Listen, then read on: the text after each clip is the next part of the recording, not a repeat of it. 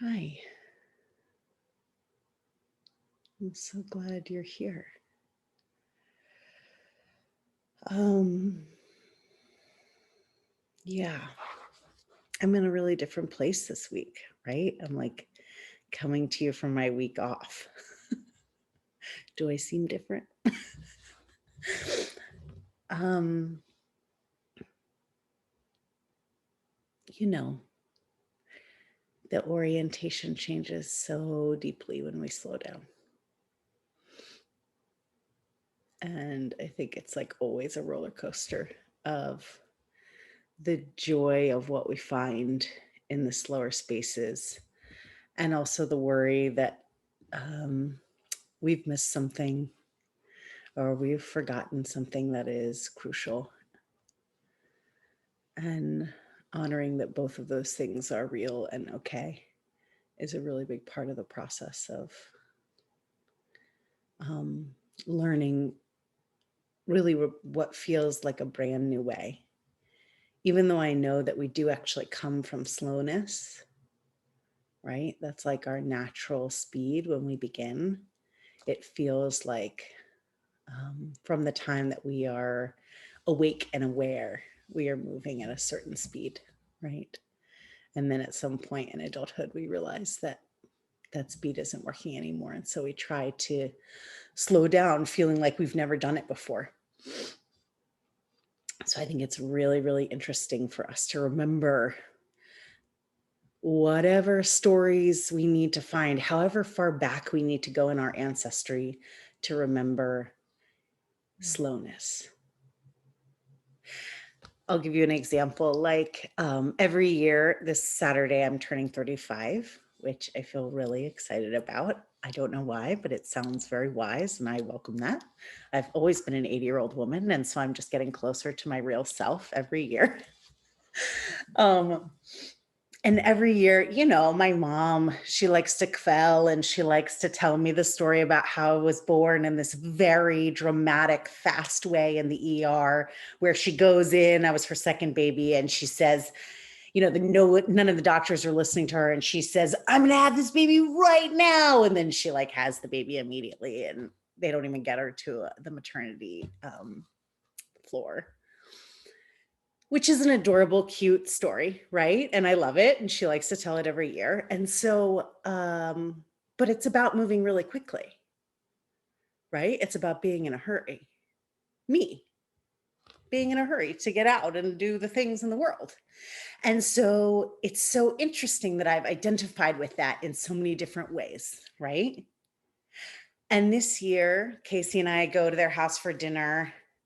Um, Everyone's finally vaccinated. So we're doing this really awkward thing where we're like sitting on opposite sides of the table, like far away, the end of the long table they've put the leaf in, because we're like halfway feeling like we still need to be careful, but like halfway considering the possibility that we might be able to be together again. So that's an interesting place that we all are right now, I know. And I asked her, okay, mom, like, what's this? Do you want to tell me a story this year? And it was the first time ever that she paused. She's in a really thoughtful period of her own these days. And she said, "Yeah, I'd like to tell you about the absolute magic of the slowness of the year that you were conceived."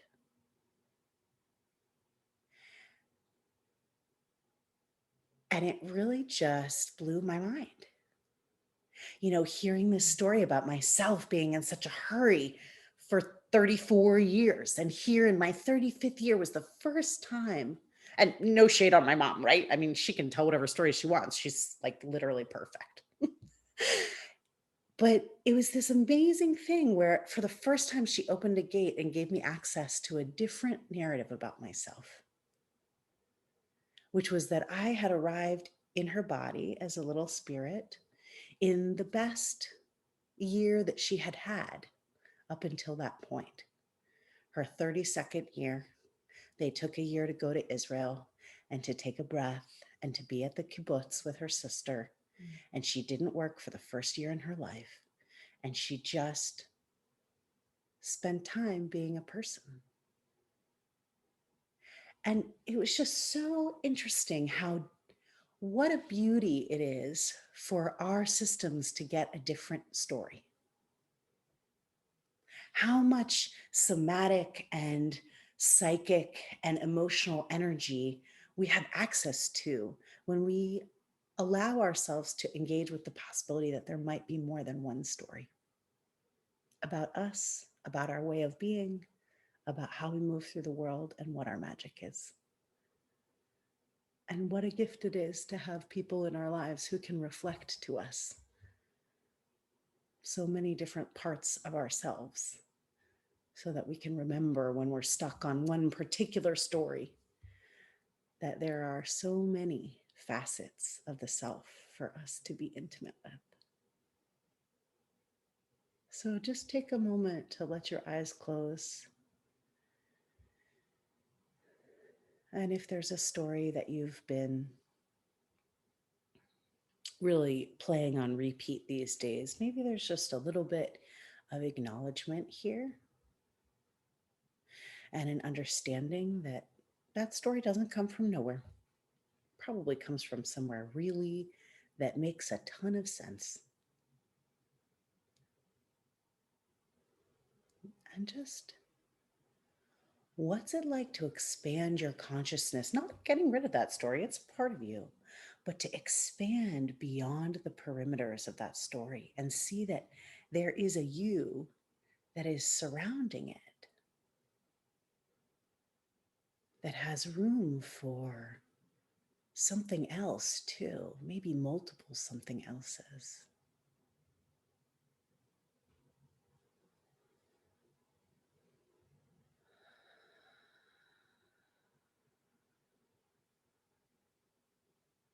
And what does that little bit of spaciousness and flexibility offer your body? Does it go along with a softening of your spine or an opening of the collarbones or a landing in your seat? You don't have to force a thing.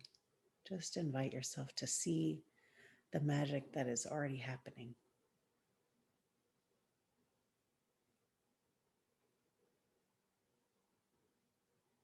And if it feels good,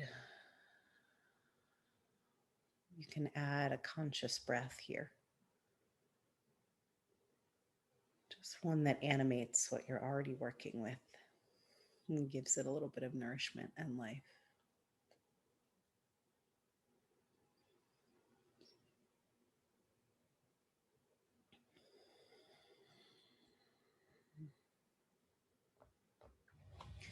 And you can reach your arms out and up, stretch tall.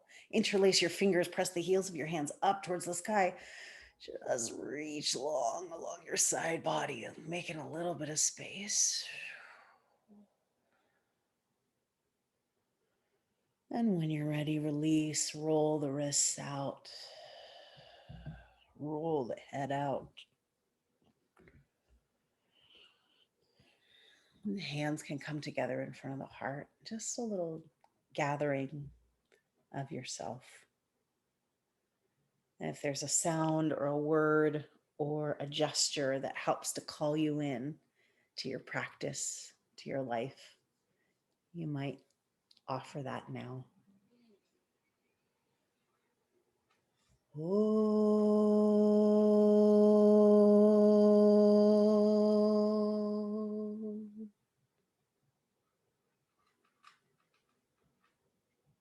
Take as much time as you need.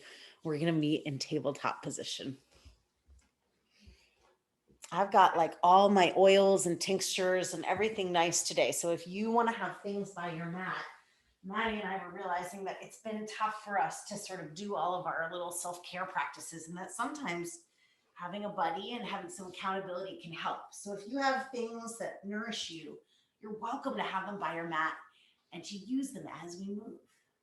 Okay, so spread your fingers wide. Really feel into the breadth and depth of your finger pads and your knuckles expanding out.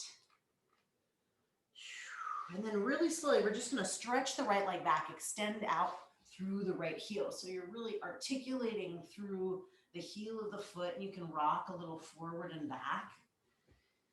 feeling into your calf and your toes.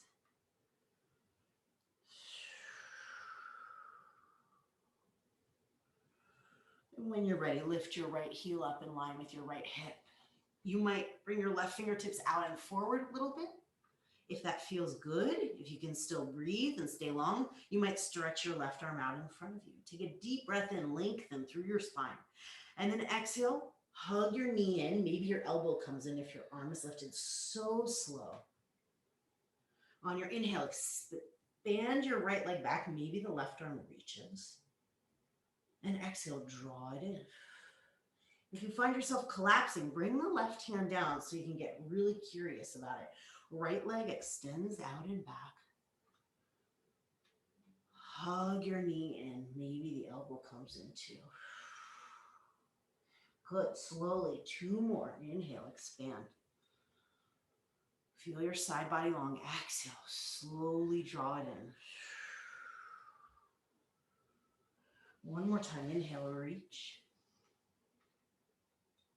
Exhale, draw it in. Good. Extend out long. And then bring your hand down to the earth. Bring your knee down to the floor. Round your back.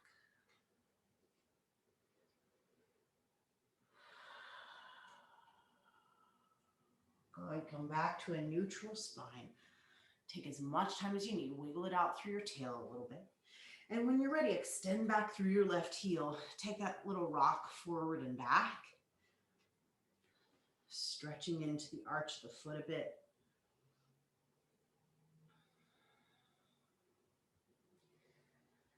Side body long. Your left foot can lift up in line with your left hip. Your right hand could come out and forward a little bit.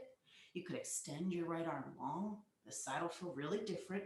Take a big breath in and exhale as slow as you can. Elbow maybe comes in, knee comes in. Inhale, expand it out. Exhale, draw in. Good. Inhale, stretch it out long. Articulate through the arch of the foot. Nice. Exhale, draw it in. Spread your toes. Inhale, reach long. Exhale. 1 more time. Inhale, stretch out. Exhale, draw in. Extend out long. And then slowly bring your left knee down to the earth, right hand down. Sit your seat back towards your heels for child's pose.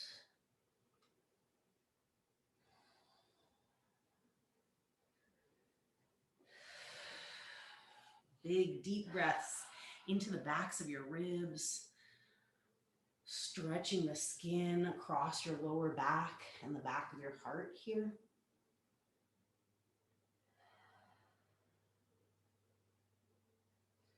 We're definitely moving at a different pace tonight, so modify as you need. This practice is meant to help you know yourself better, and part of that means sometimes knowing that what I'm doing isn't what you want to be doing, right? And that's perfect.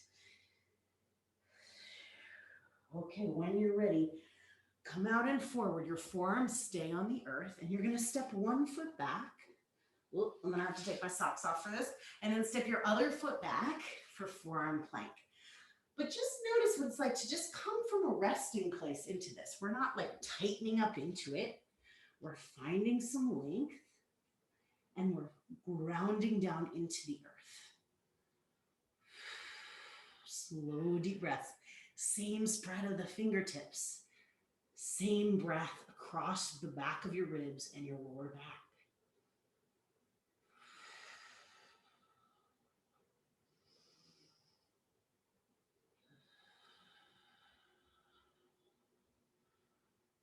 Good. Long through your sideways. 2 more breaths.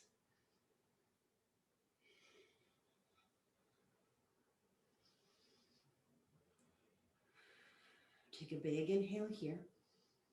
And then exhale, gently bring your knees down, untuck your toes, coming down to Sphinx pose. You're on your forearms. Just a little rock side to side. Let your belly soften a bit. Let your toes spread out wide. Feel your pinky toes reach for the earth. Toes are untucked. And then really gently ground down through your finger pads. Gentle hug of your forearms back towards you as your sternum lifts up and forward.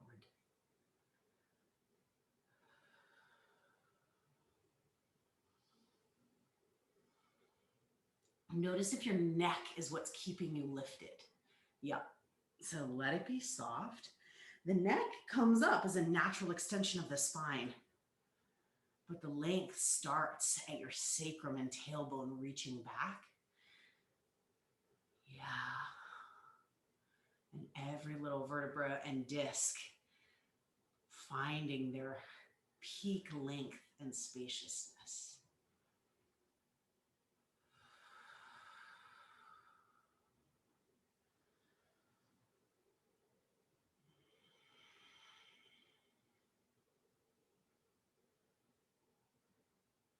Good, slow, deep breaths that you support you here.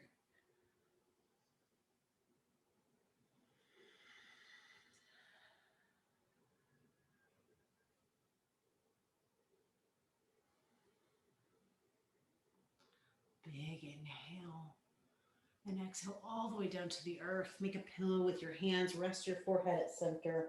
Turn your toes in, heels out, and just let your tush relax. A little rock side to side.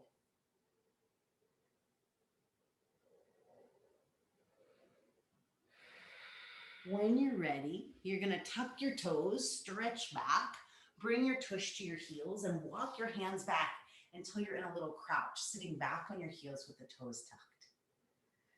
Again, breathe in some space into the arches of your feet. You could be lifted up, shoulders stacked over the hips, or you could stay down low with hands on the earth. No problem. Woof. All right, so yeah. What happens for me, and this might not be for you, is that because I don't like it, I start to crunch in towards my big toe and my smaller toes leave the earth, right? So just like notice, I'm sure my knees don't love that, right? We're finding some equilibrium between outer foot and inner foot. Yeah. Yeah.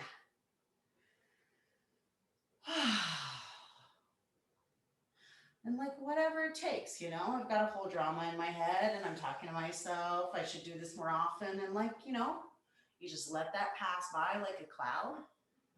And here we are, still in the breath, still in the miracle of the body being able to tell us what needs attention. Yeah, 2 more breaths, less or more if you need it.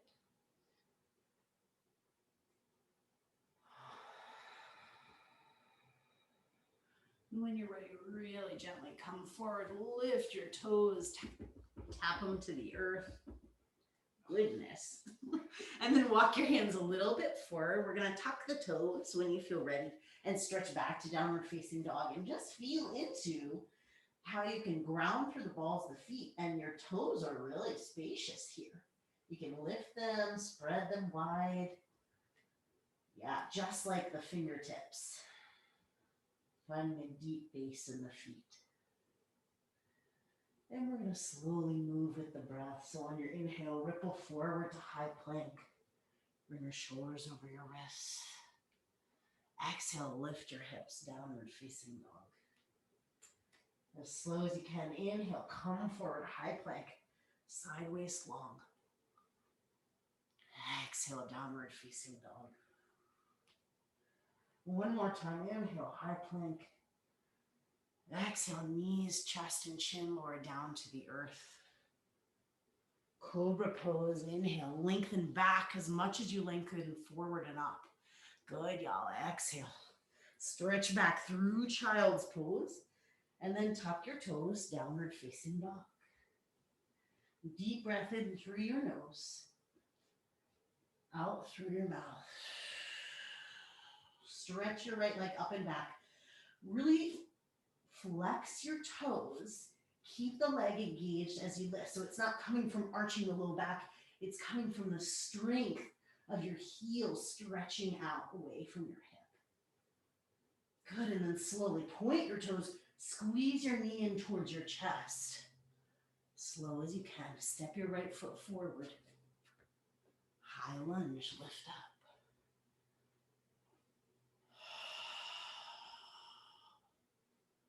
Yeah, bend your back knee, almost touch the earth. Feel your tailbone drop towards the floor. And then slowly stretch through that back leg. Keep the tailbone heavy. Arms reach up if they haven't already. Twist open to the right, right arm back, left arm forward. Take a big breath in.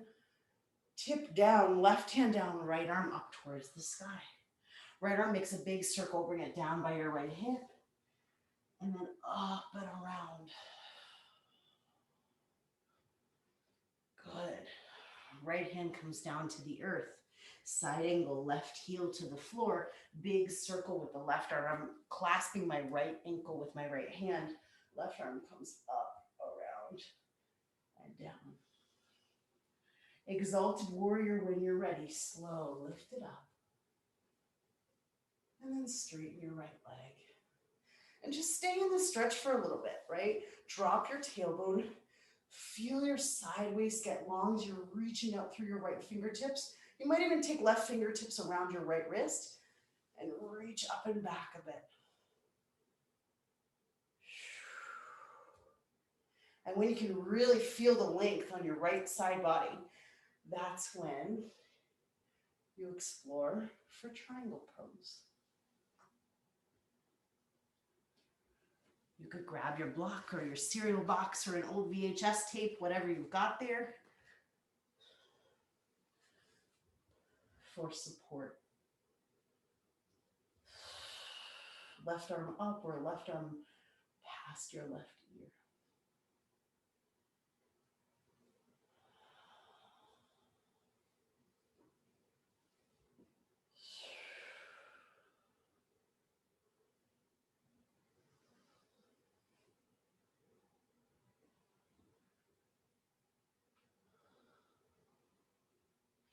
The left arm's going to circle down and around until your hands come to frame your front foot. Bump your back foot in and a little bit out to the left for a pyramid stance. Lengthen your spine, pull your outer right hip back. Roll forward on an exhale. You could choose, you could flex your right toes. You could walk your hands back between the feet, fingertips facing back, whatever feels right for your body here.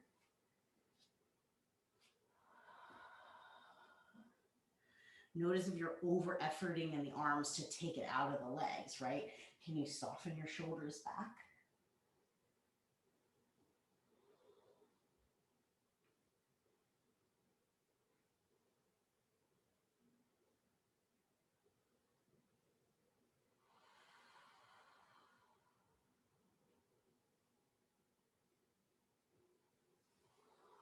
Good. Bend your front knee, scoot your back toes back, drop your back knee to the earth. Low lunge, sweep your arms up. In yogi's choice, you could interlace your fingers behind your head, elbows wide. You could cactus your elbows, but something that brings awareness to the spaciousness across your upper chest and inner arms out to the elbow. And then breathe across that pathway.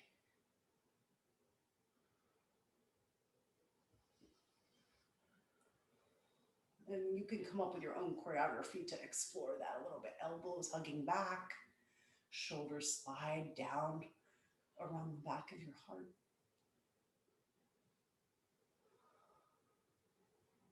When you're ready, sweep your arms up and hands come down to the earth for half splits. Flex your right toes.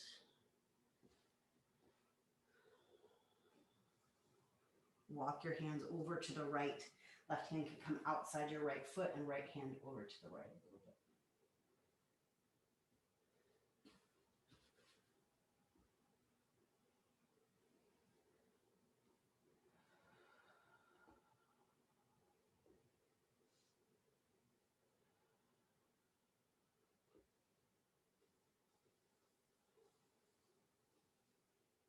Good, and then come back around through center. You're gonna hug your belly in for support and start to bend your right knee. Slide your right foot over to the left. We're setting up for Gomukhasana. Separate your feet, sitting all the way back in between your heels. This might be a nice place to put your bolster or your block underneath your tush. Yeah. Adjust as you like. Good. Wiggle around a little bit to find your seat on the earth. And then when you can, either letting your eyes close or setting your gaze somewhere on the earth that is steady.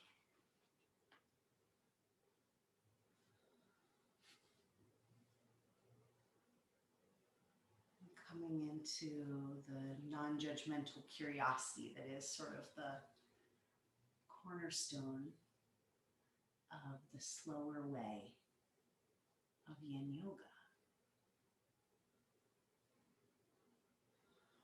which means you're checking it out without demanding anything to be a particular way. Checking out sensation, checking out the emotion that comes with it.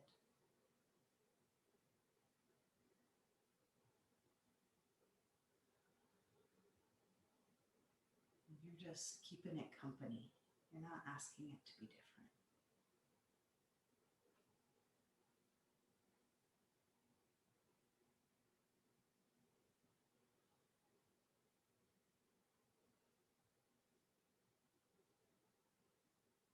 If there's an arm variation, like reaching from the top with your left arm and from the bottom with your right arm, or right hand on top of the left elbow, feel free.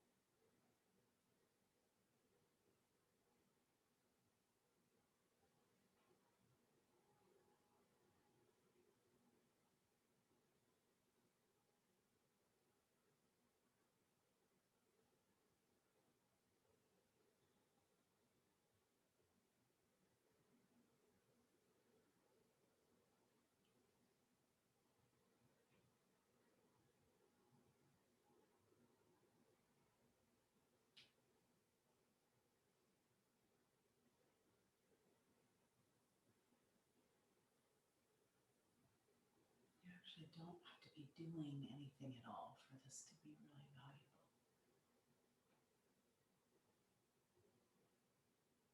So check that out in your body and notice what parts of you feel like they can believe that and what parts are not sure.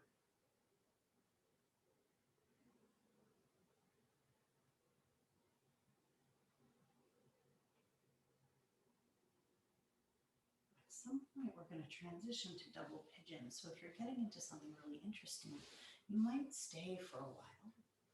If and when you're ready, you'll simply just widen your knees and stack your right shin on top of your left. Bodies are so weird and cool, right? Because like for me, Gomukhasana, I have to actively squeeze my thighs to stay in place, but double pigeon, it feels like I could sit here all day, right?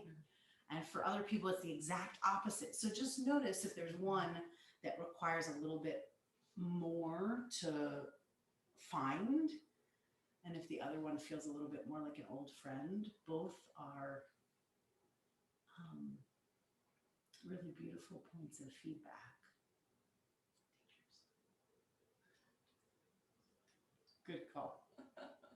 And if you did happen to bring some oils or tinctures or other nourishing things to your side here, you're welcome to sort of play with what it's like to add in some other element. Maybe it's just a sip of water, but with the same presence that you might give your body in these longer held shapes.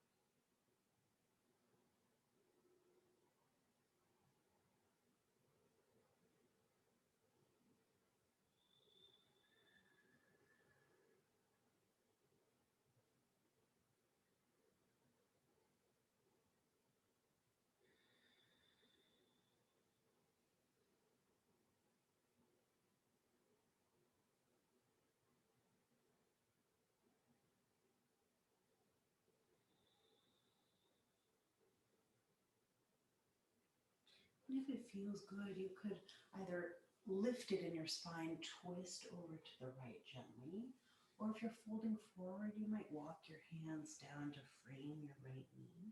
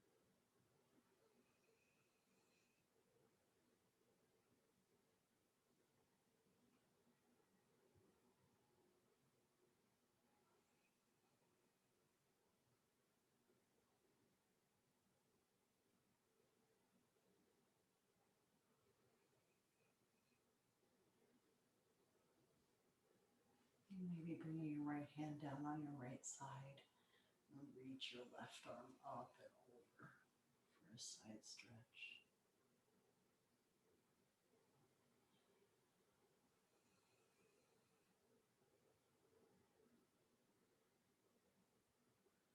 And so often when we're preparing to shift shapes, shift eras, shift partners, shift whatever it is, we're so in the visualizing of where we're going next that we end up feeling really ungrounded as we transition. So check out what it's like to get really into where you are right here. with the absolute knowledge that we are going to transition, but that rather than visualizing, oh, I'm going there next, and then off I go already, that I'm actually deepening my relationship to gravity and to the now of what is. And is there something about that depth and that descending that actually informs, like take it as slow as you can and ground it down into the earth and letting that be what informs the slow lifting up. And then keep that going, extending down through the tailbone, extending down through your spine, so slow as the crown of the head starts to lift up. Notice when you've pulled up so much that you've left your base. Find it first. Yeah, good. And then slowly we're going to turn towards the left. Bring your right foot down on your mat. You're just going to swivel around ever so slowly to face the back of the mat with feet wide. Toes out, heels in. Sink it down from Malasana, yogic squat.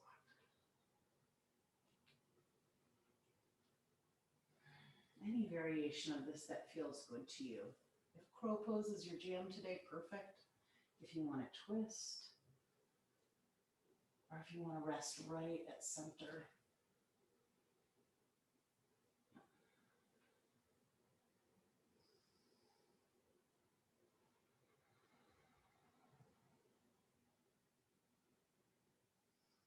Eventually, we'll come to a forward fold, but again, play around with what's it like to find the down first. Yeah, and let that be part of how you find the up. Eventually folding forward, you can turn your toes forward to parallel. Take a halfway lift, deep breath. And exhale to fold into whatever arm variation feels good, interlacing fingers behind you, clasping opposite elbows.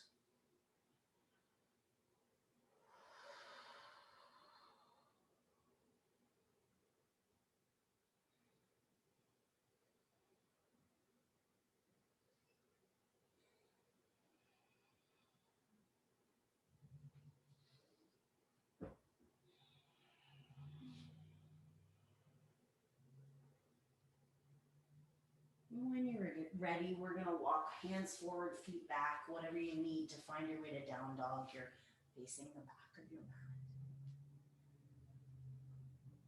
mat. Inhale, ripple forward, high plank. Slowly exhale, lift your hips, downward facing dog. Take your time, forward to high plank, inhale. Exhale, down dog. Inhale, forward, high plank. Exhale, knees, chest, and chin lower down to the earth. Cobra pose, stretch back as you reach forward. Exhale to lower back through child's pose. On your way to downward facing dog. Step your right foot forward between your hands. Walk around in between your feet to Prasarita, toes in, heels out. Good. Take a halfway lift, deep breath in. Exhale, fold forward. Hands could come to the earth. You could interlace fingers and lift your hands up and over.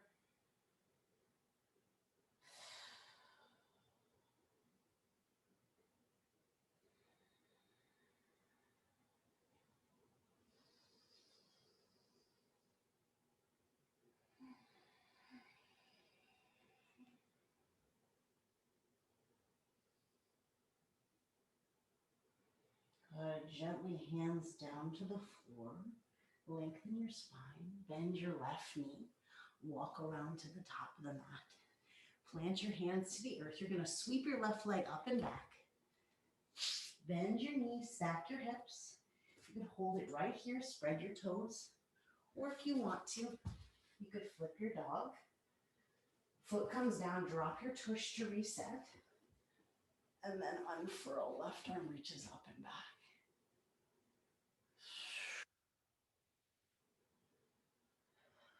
Feel yourself in the down, through your feet, through your hand. Let that be part of the expanding up.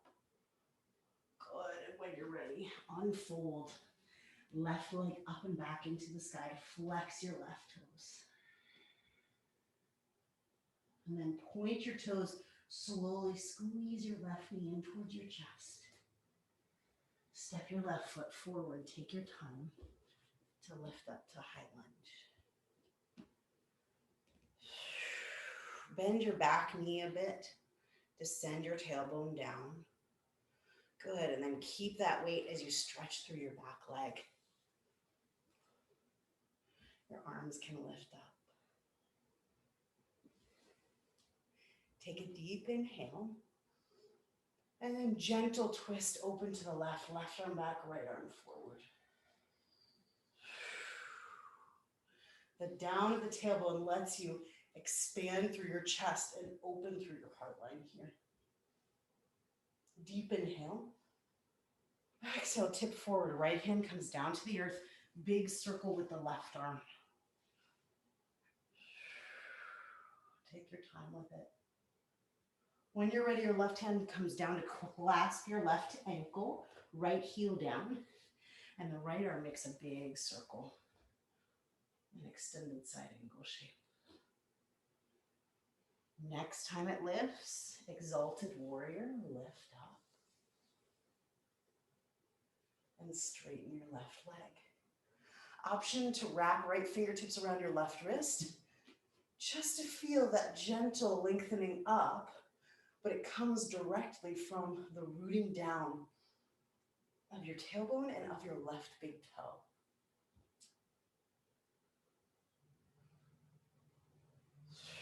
When you feel ready, triangle pose.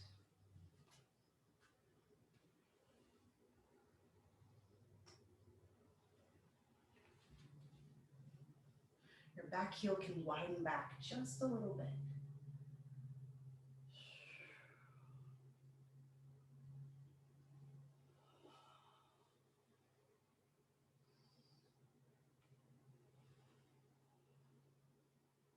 Are you so sure of how the body is meant to be positioned that you're not leaving any room for how it wants to be? Right? Is there just a possibility of creativity when we release this image of what we've been told and breathe into what is actually here? Eventually, the right arm is going to lift up, down by your hip and around, framing the front foot. Bump your back foot in. Pyramid pose. Halfway lift. Exhale, fold.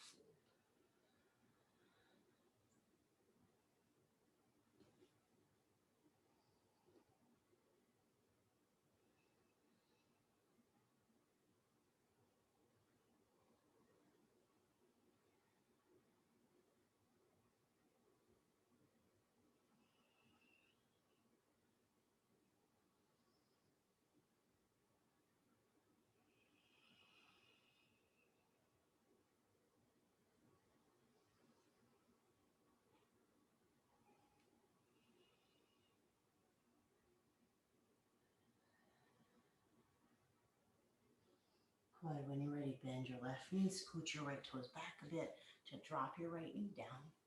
And half splits, shift your weight back.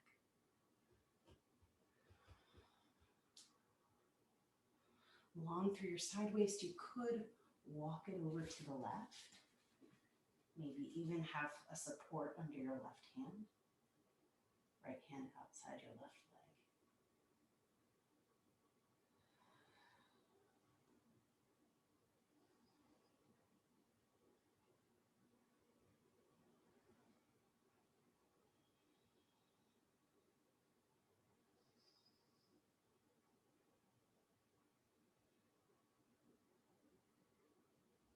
We're going to come back through center and initiate Gomukhasana by feeling the leg bones plug into their hip sockets. It's going to plug in so much that your left heel starts to scoot back, and then you bend your left knee, stack it on top of your right.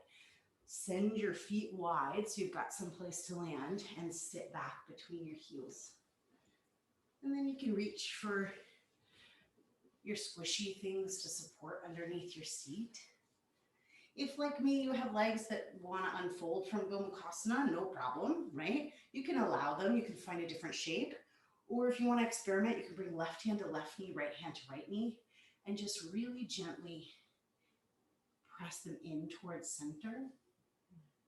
And that can just help to make a little space across your lower back and hips.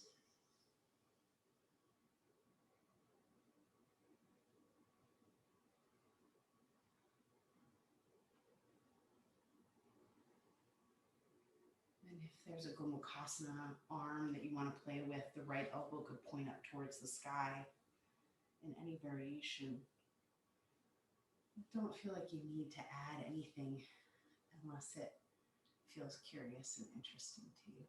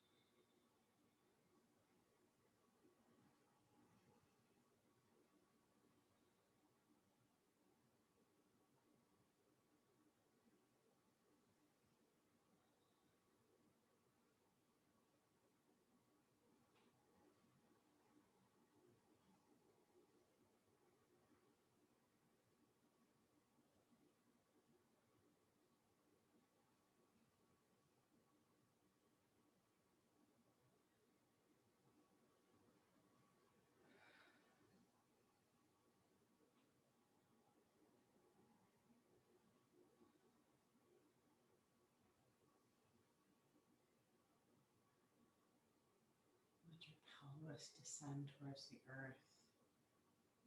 Let your lower jaw mimic that and soften down a little bit. Relax the grip of your teeth.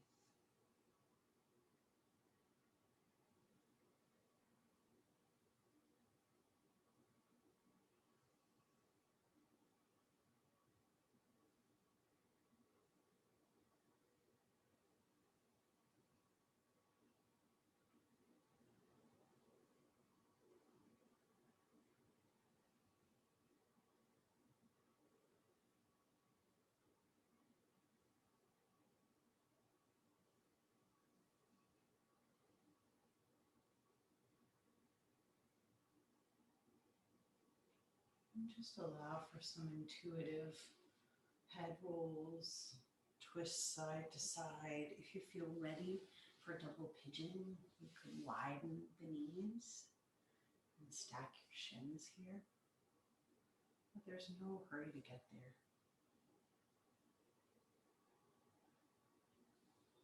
Maybe this is a time where you want to reach for another sip of water, or just give yourself a little bit of conscious nourishment in some way, even with a big breath in and out.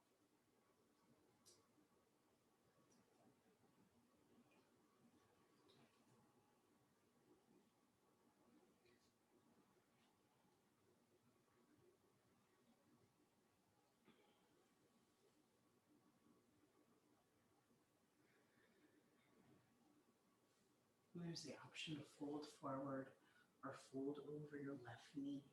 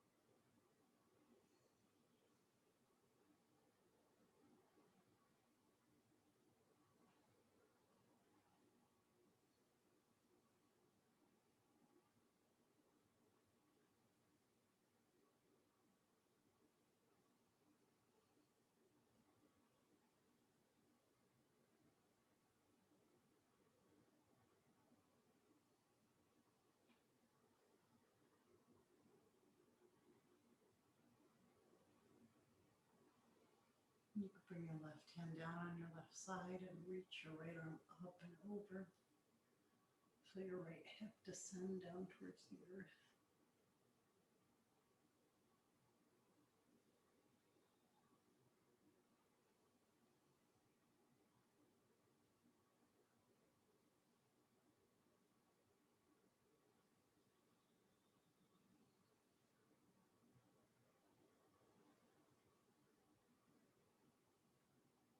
And then let the grounding of the right hip be what anchors you down to slowly lift back up to a tall spine. And keep coming around to the right. You're going to bring your left foot down to the earth. Stretch your legs straight. Swivel around to the back. Toes out, heels in. Malasana, yogic squat.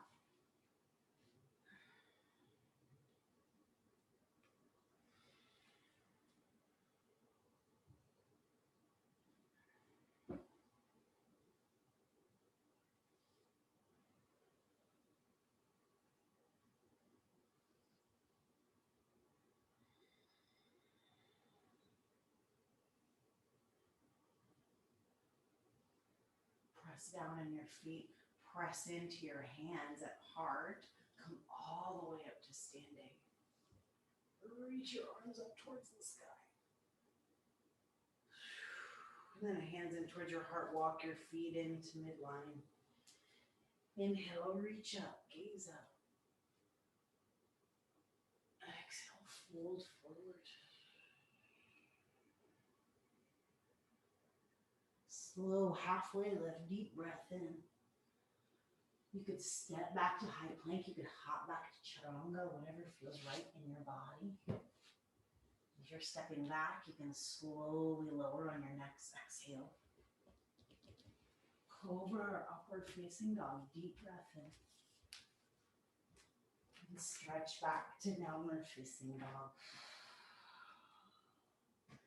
Bring your left leg up and back into the sky. The left shin comes forward. Puffed pigeon. Maybe a block under your left bum cheek. Walk your hands back. You're pressing into the tops of your left toes and your left shin. Maybe your arms want to lift up towards the sky.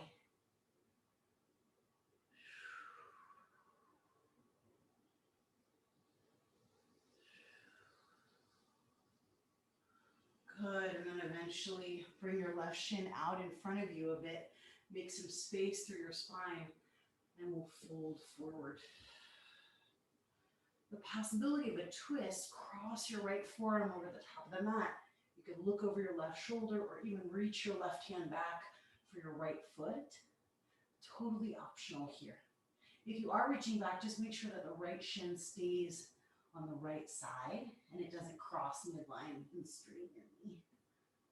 I like to actually rest my head in my right hand here so that my neck isn't straining.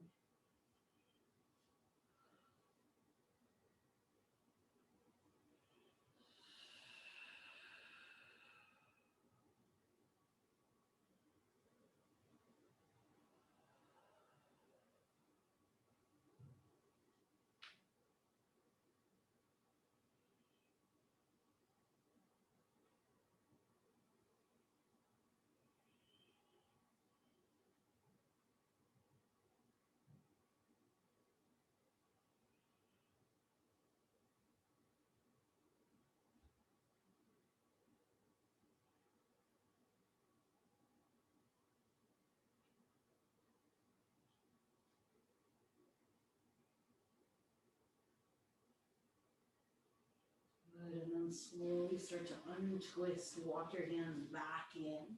You're going to drop onto your left bum cheek and turn to the side for Jani Shirshasana. Left foot is tucked in. Twist to the right towards your outstretched leg. Hands frame the leg. Inhale, lengthen your spine. Yeah, and then gently folding over your right leg. Your left hand could come outside your right leg or not.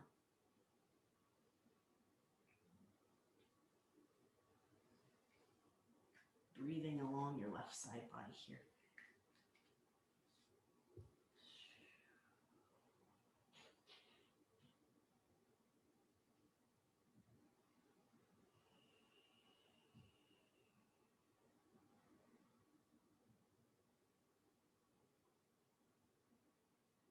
Good. Rise up through center.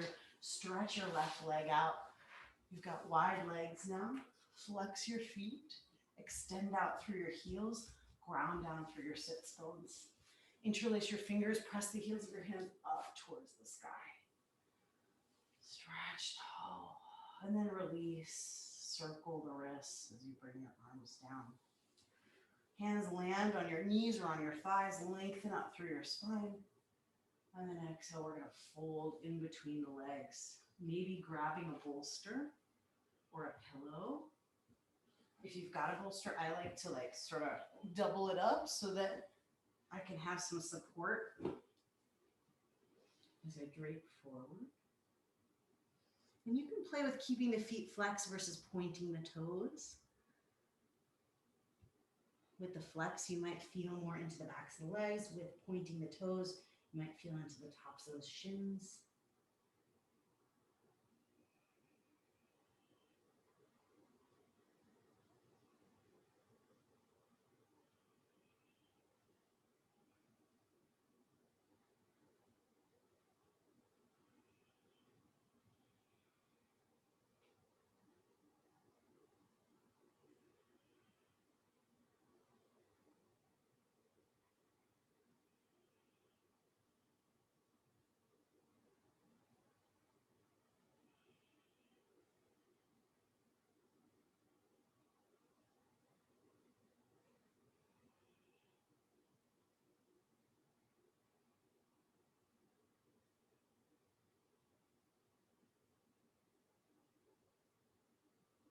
Let yourself really be more where you are. So descend down into your tailbone, into your sits bones, out through the backs of the legs into the earth.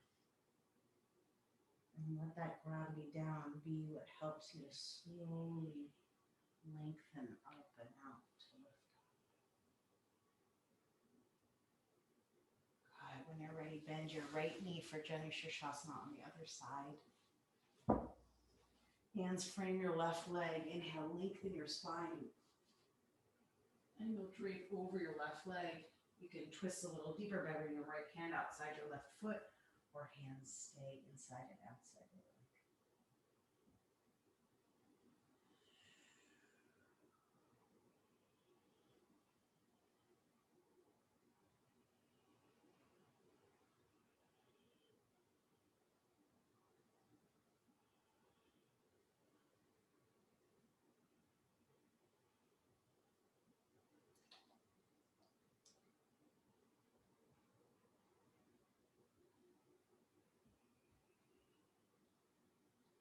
Inhale to lengthen up. Turn towards the top of the mat. Bring your right shin out in front of you a little bit. And then finding your way to puffed pigeon so the right shin comes underneath you. Hands by your sides, maybe a block underneath your right bum cheek. Maybe arms expand up towards the sky.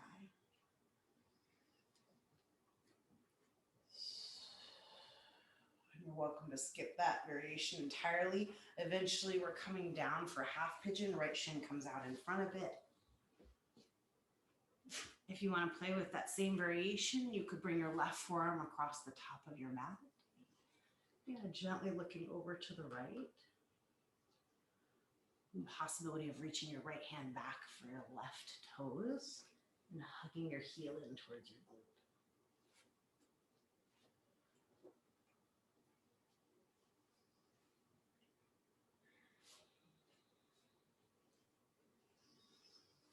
And the invitation is always to release a variation when it's not working for you, or also it could be working for you and it could just be done.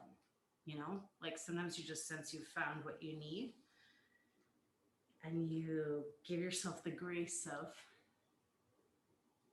honoring what has happened by knowing when it's complete.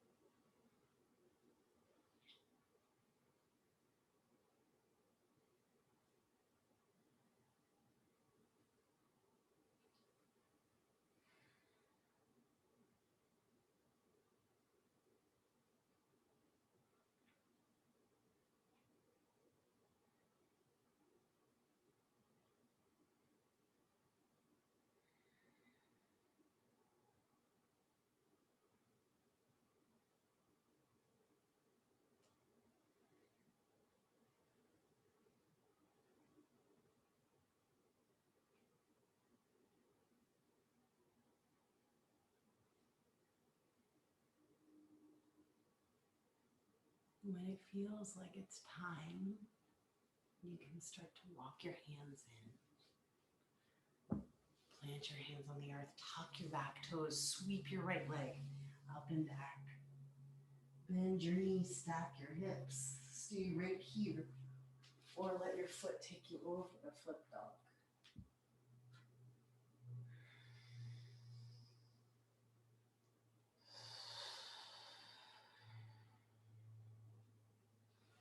Eventually unflip into downward facing dog.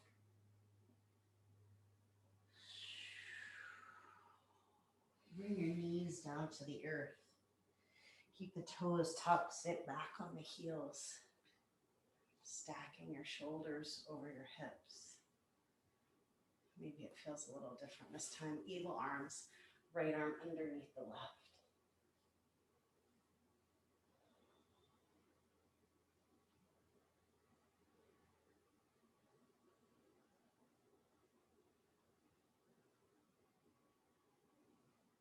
Good, and when you're ready, you'll just switch. Other arm on top.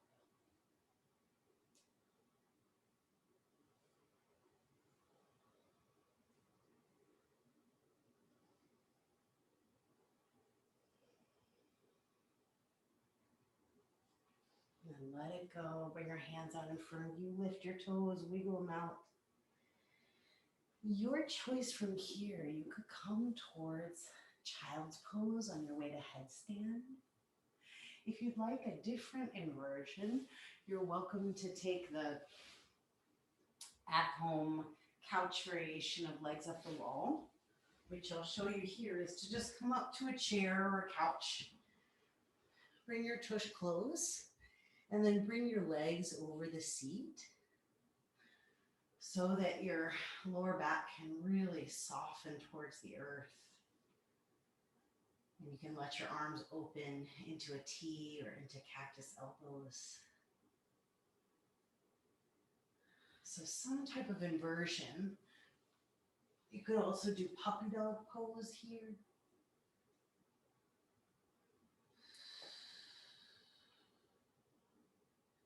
You're taking the next 15 breaths or so to move slowly, as restorative as you can be with your breath.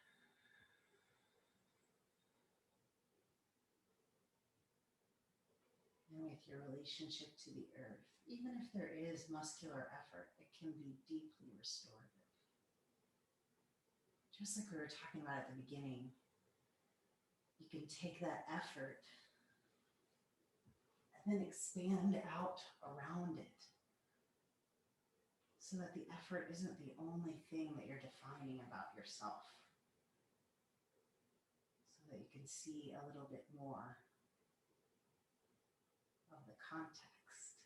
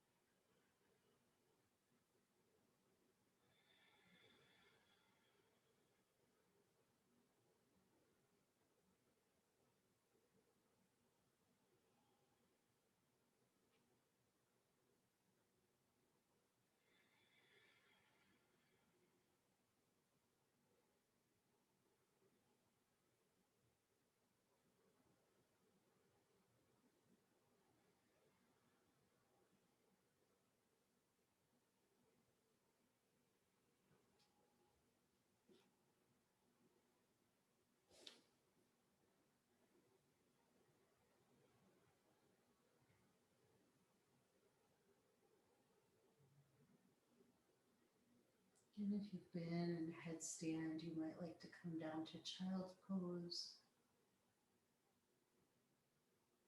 If you've had legs up the wall, you could stay right here, or legs over the couch, or you could slowly start to hug your knees in towards your chest and move in the direction of happy baby pose.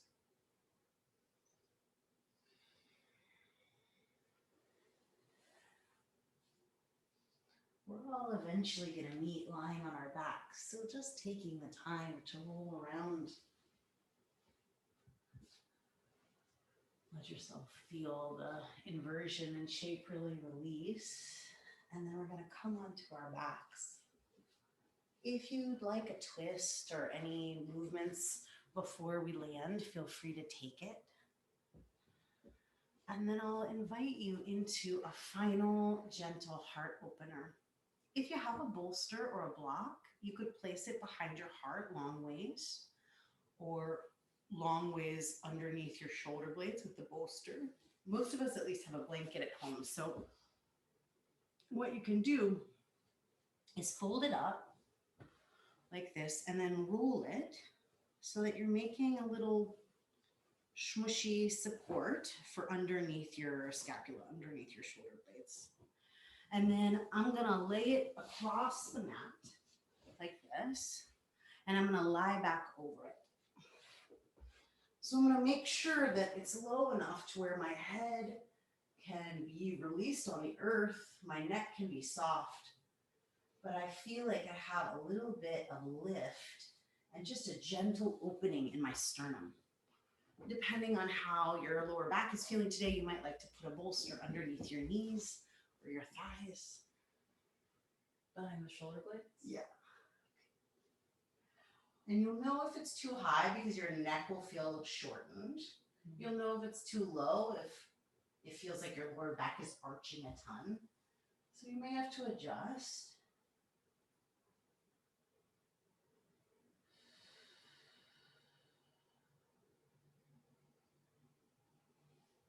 But let yourself really explore the relationship to the down. How gravity is kind of inviting you into this support.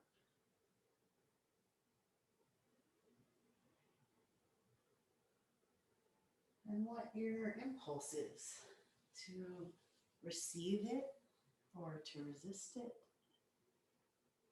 Just noticing.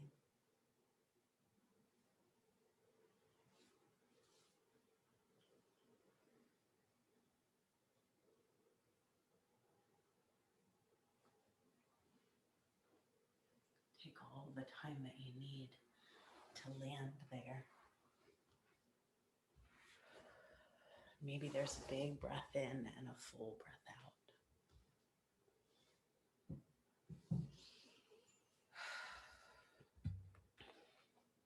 out. And I'll read to you from our Radiant Sutras as you rest and soften here.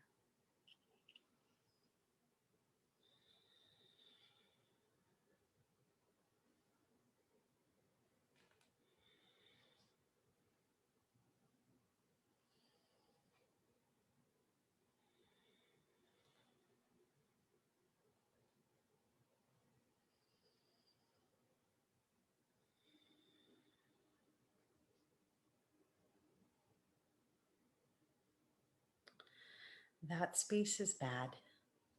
This space is good. The ride is rough or the going is smooth. We are thrown into suffering. We are thrown into joy. Beloved soulmate, find the space in the center. The pulsing spaciousness encompassing all opposites. Here, the essences of creation are at play. Earth, water, fire, air, space, and the senses that perceive them. The center is the dancing ground. Drop the thought, I am this body. Abandon the limitation, I am only here in this specific place and time. Embrace instead, I am not my body. I am not this place. I am not this time. There is no place. There is no time. I am everywhere, sustained by infinite bliss. Trees have desires. Rocks have knowledge. Jugs are full of emptiness and joy. All embodied ones have this in common. All are propelled by the same one whose pulse beats in your breast. Shed insularity, be all pervasive, delighting in kinship everywhere. Everyone knows there is me, and then there are all these others.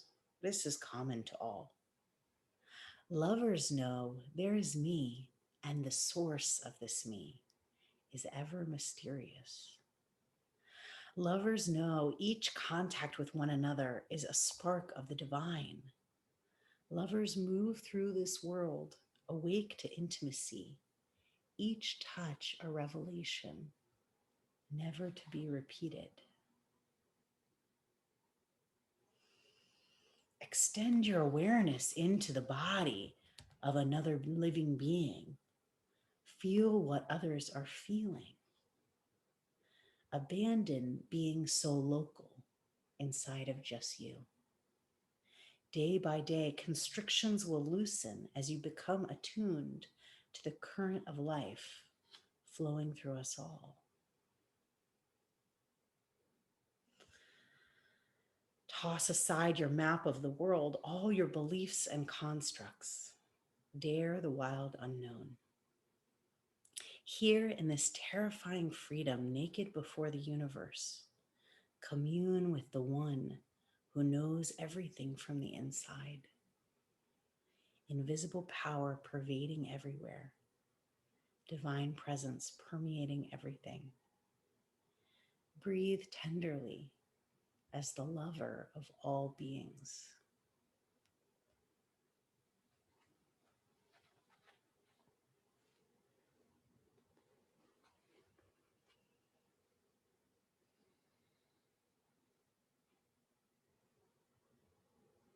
So let yourself just feel what is underneath you and how softening into what is below allows you to expand and open and receive from above.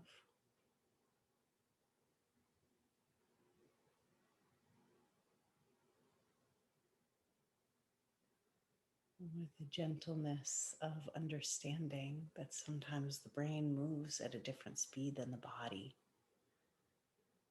Allow them to communicate in some way that lets you move intuitively here. Changing shape, but not changing the intention and the focus of rest. And you might bend your knees and windshield wiper them side to side. You might reach your arms long past your ears.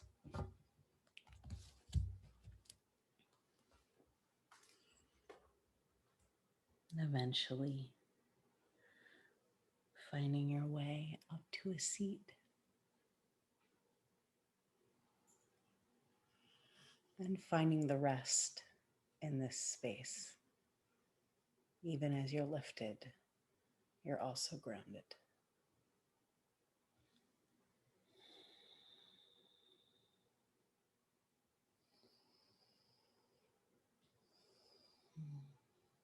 Mhm. So we have the flame card today from our archetype deck, and I'll read to you. It represents the fire, the spark, the glimmer. A glimmer is another word that we use in, I'm sure what she probably means is like the special sparkle, but also glimmer is a word that we use in the therapy world as the opposite of a trigger. If a trigger is something that brings us into an old story. A glimmer is something that lets us arrive in the beauty of where we are now. In Sanskrit, the word for fire is Agni. The ancient yogis saw this flame at the center of the abdomen and believed it to be responsible for our vitality. When it is lit, we are connected to our purpose and sense that life is a sacred gift. It is said that those who cannot see the sacred around them have let their inner flame go out. Or I'm just going to add in maybe like systems of oppression have caused it to not be flourishing in a particular way. Think of this card as a call to reignite that fire, to cup your hands gently around those things you've forgotten or been pulled away from and protect the flame. It could be an inner archetype that begs you to light its wick. It is likely that the poet, the mystic, or the shaman would call to you with the language of the flame. The archetypal fire is at the beginning of all transformation, purification, and manifestation. Nearly every spiritual lineage honors the flame. Yeah. Yeah.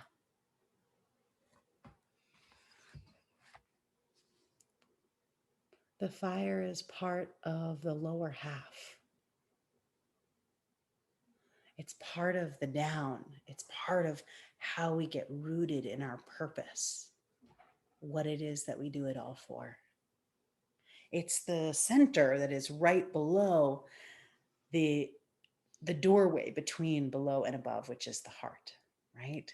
So it's like stoking this flame underneath that to say, yes, keep expanding up and out, keep relating to the heavens and all the people around you, but also don't fucking forget that you're still here and that you're still tending to something inside of yourself. That to tend to the divine, which is up, we actually are tending to the flame, which is down and in.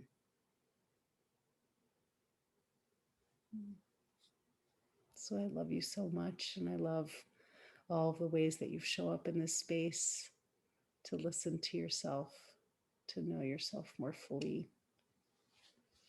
Thank you. It's such an honor to be with you.